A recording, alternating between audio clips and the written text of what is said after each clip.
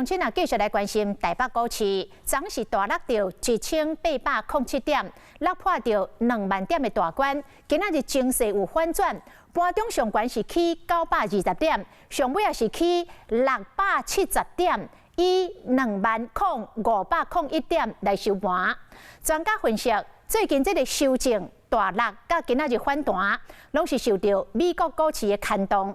另外，有学者来分析讲，这个股市震动嘛，甲美国的经济走弱以及市场对 AI 发展的疑虑有关系。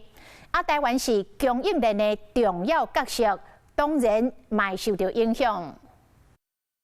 今日这个股市有起有落，可能会互未少投资人较放心啊，无阁出现股市调节情形。开盘升起513点，阁冲悬，盘中上悬来到20751点，起920点。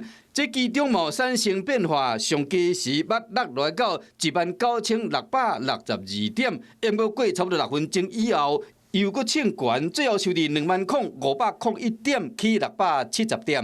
主要就是美股盘后电子盘已经出现了上涨，不过上档的卖压还是比较大。贸然出手护盘或宣布要护盘的话，那么这个有可能会造成另外一种反效果。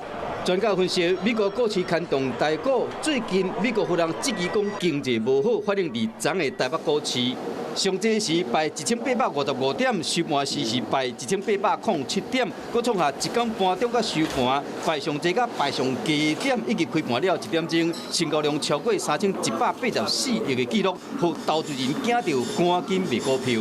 美国它的经济在开始走弱，再加上 AI 泡沫化的疑虑，他们的这个营收获利都不如预期。我们台湾呢，就是刚好也是 AI 供应链很重要的一个部分，可能也是因此而受到波及。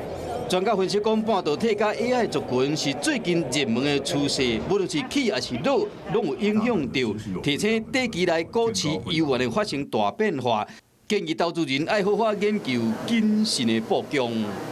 Hello， 我是林仙怡。想要抢先掌握最及时的新闻资讯吗？赶快订阅、按赞、开启小铃铛，锁定华视新闻 YouTube 频道。